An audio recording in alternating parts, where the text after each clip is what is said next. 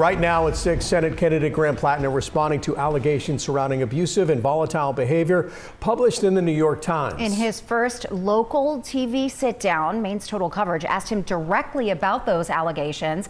Bonnie Bishop sat down with Platner today and tells us what he wants voters to know. I'm very happy to talk about incredibly uncomfortable things in my life. But when things come along that are just made up or lies, I'm very much going to push back against those. In our sit-down interview, Graham Platner says some of what was said in the article is accurate. Earlier in my life, I struggled with PTSD. I self-medicated with alcohol. And I would say, not a great boyfriend.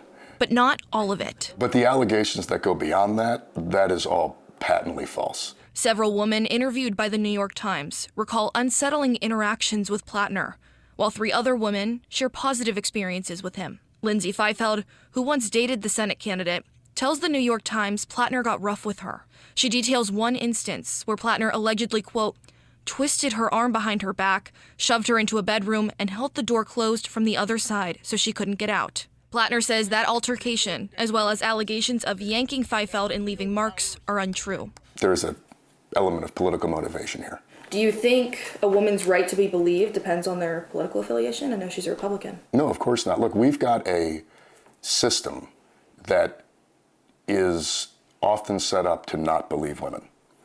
And, I mean, frankly, it's one of the reasons why, in the course of this campaign, I have used my voice to help Valley Geiger elevate her rape kit bill in the State House, because the state of Maine had rape kits languishing for years not being tested.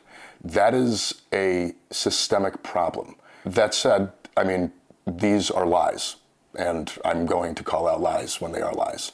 How do you reconcile that cognitive dissonance of you're promoting believing every woman and letting women tell their story, but when one woman does, you say she's lying? Well, that's because they are lies. Feifeld says speaking out has nothing to do with party affiliation, saying she would be doing the same exact thing if he was running as a Republican.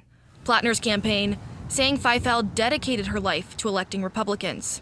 Feifeld also told The Times Platner knew the tattoo he got 17 years ago was a Nazi symbol and would joke about it. Platner, who has since covered up the tattoo, says that claim is also false. I mean, we even released video from my brother's wedding when he got married to my sister-in-law, who is Jewish, and at the wedding was her entire extended Jewish family, where I took my shirt off with the tattoo, and I would not have done that if I thought I had some anti-Semitic symbol on my chest. Is one single person not enough to believe? No, not when every other piece of evidence in 17 years points to the other part. I asked Platner why voters should believe him when he says these claims aren't true. He says he's trustworthy because he's been open to talking about every controversy that's come up. Part of what I want people to see is that regular people go through life and face challenges. Through those challenges, they will change. The Senate hopeful says the increased media attention has been unpleasant and a challenge for him and his wife, Amy. In the past week, out-of-state reporters have been going to my in-laws' houses and banging on their doors. There are literal paparazzi going to my mom's restaurant and bothering her. This is a deeply stressful thing for a regular person to go through. Is it worth it? What makes it worth it to keep you in this race?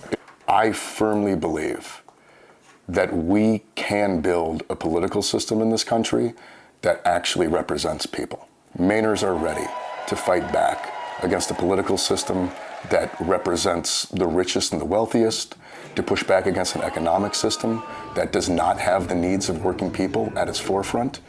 I asked Platner if he's considering dropping out or if that's an option for him, and he says that's not happening. In Hancock County, I'm Bonnie Bishop for Commitment 2026.